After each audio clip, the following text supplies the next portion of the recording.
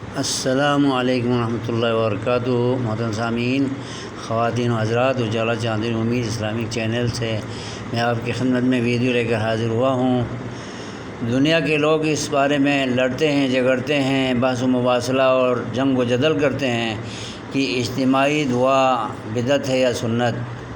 میں سب کو پیغام دینا چاہتا ہوں کہ جو دعا کے سلسلے میں اپنی زبانوں کو لمبی کرتے ہیں اور اجتماعی دعا کے خلاف فتوے دیتے ہیں اور کوئی انفرادی دعا کو بھی بدعت کہنے والے موجود ہیں۔ دعا اجتماعی ہو یا انفرادی ہو، یہ عبادت کا مغز ہے اور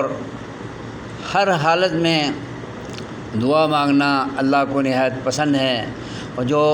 اور جو اس جھگڑے میں پھنسے ہوئے ہیں کہ اجتماعی دعا بدعت ہے، تو ان کا یہ فتویٰ ہی بدعت ہے،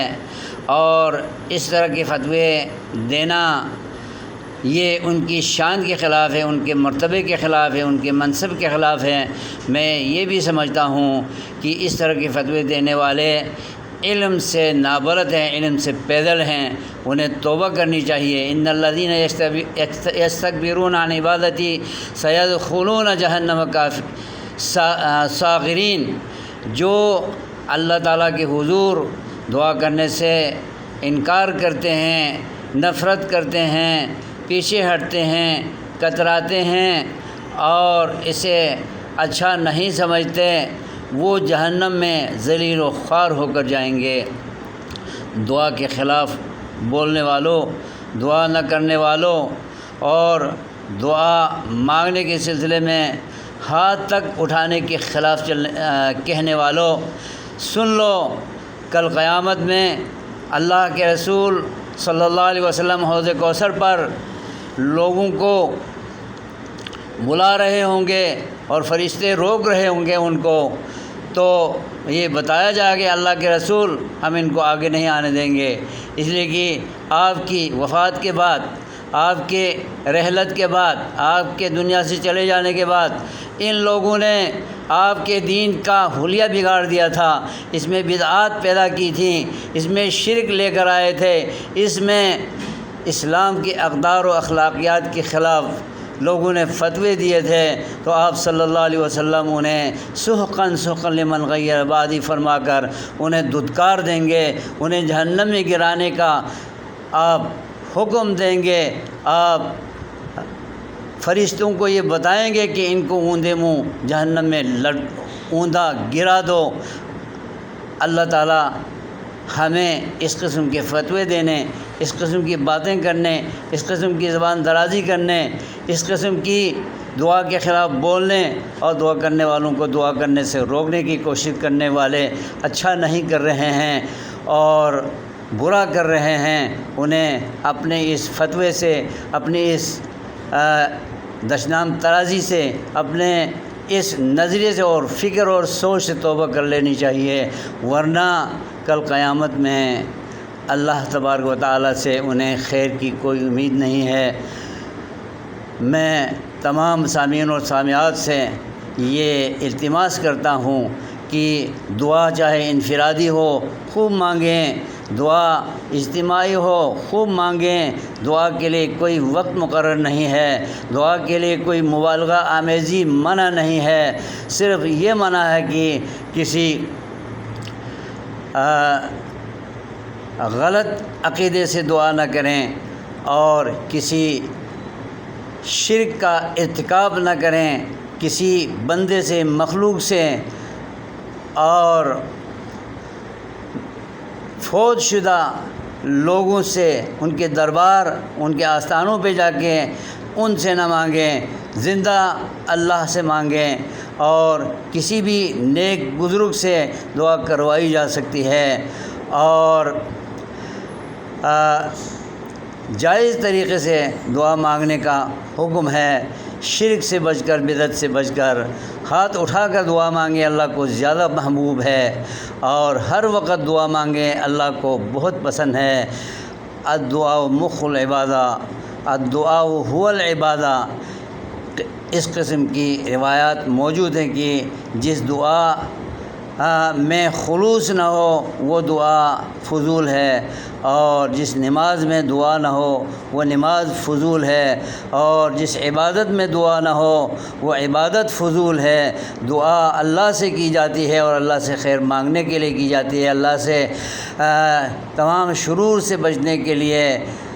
بطور استعاذہ دعا کی جاتی ہے، دنیا اور آخرت دونوں کی بھلائی مانگنے کے لیے، دنیا میں کامیابیاں حاصل کرنے کے لیے، علاج کے حصول کے لیے، شفا کے حصول کے لیے، رزق کے حصول کے لیے، اور آسودہ حالی خوشحالی کے حصول کے لیے، اور اچھے نتائج کے حصول کے لیے، اور ہر قسم کی خیر و فلاح مانگنے کے لیے اللہ مشکل کشا حاجت روا سے دعا کی جاتی ہے۔ اللہ ہی دعا سننے والا ہے، اللہ ہی دعا قبول کرنے والا ہے، اللہ ہی مشکلات دور کرنے والا ہے، اللہ ہی حاجت روا ہے، مشکل کشا ہے، داتا دستگیر ہے۔ اور جن لوگوں نے اللہ کے علاوہ اللہ کے بندوں میں سے کتنوں کو مشکل کشا حاجت روا بنا رکھا ہے، غوث و دستگیر مان بیٹھے ہیں، وہ اللہ تبارک و تعالیٰ کے حق میں ناانصافی کر رہے ہیں۔ انہوں نے وما قدر اللہ حق قدر ہی، انہوں نے اللہ کو پہچانا ہی نہیں ہے کہ مشکل کشا تو اللہ ہے، مگر انہوں نے اللہ کے بندوں میں سے لوگوں کو مشکل کشا بنا رکھا ہے۔ یہ اللہ کو نہ پہچاننے کی دلیل ہے۔ اللہ کے رسول نے اور تمام انبیاء نے اللہ ہی کو پکارا ہے، اور ہر مشکل میں اللہ ہی سے نجات اور فلاح چاہی ہے، لیکن آج دنیا میں ہم دیکھتے ہیں لاکھوں کروڑوں انسانوں کو کہ جو اللہ سے مانگنے کے بجائے اللہ کے بندوں سے مانگتے ہیں، اللہ تعالیٰ کو پکارنے کے بجائے اللہ کے بنائے ہوئے بندوں سے، اللہ کی مخلوقات سے دعا مانگتے ہیں۔ انہیں دین کی سمجھ نہیں، قرآن کی سمجھ نہیں، توحید کی سمجھ نہیں، انہیں اسلام مشرکانہ عقائد بیان کرنے والا دین لگتا ہے۔ نعوذ باللہ من شرہم، اعوذ باللہ من شرورہم، اعوذ باللہ من سیئاتہم۔ انہیں سمجھ لینا چاہیے کہ ہم مسلمان ہیں، ہمیں اللہ کے علاوہ کسی سے بھی مانگنا نہیں چاہیے، اللہ کے علاوہ کسی کو بھی مشکل کشا حاجت روا غوث دستگیر نہیں ماننا چاہیے۔ تمام سامعین و سامعات میری اس تقریر اور میرے اس بیان پر توجہ دیں، اور میں پوری دنیا کے مسلمانوں کو دعوت دیتا ہوں کہ آئیں اجالا چاندنی امید اسلامک چینل سے وابستہ ہو جائیں، اور یہاں سے کتاب و سنت کی صحیح تعلیمات حاصل کریں۔ ہر شعبہ زندگی سے متعلق آپ سوالات کر سکتے ہیں، آپ کمنٹس بھیج سکتے ہیں، میں انشاءاللہ جوابات دیا کروں گا، اور کتاب و سنت کی روشنی میں اللہ کا دین آپ تک پہنچانے کی کوشش کرتا رہوں گا۔ میرا یہ چینل خالص کتاب و سنت پر مبنی چینل ہے، اور یہاں پر تمام اسلامی شعبہ جات سے متعلق معلومات فراہم کی جاتی ہیں۔ آپ اس چینل سے جڑ جائیے، اور اس چینل سے دینی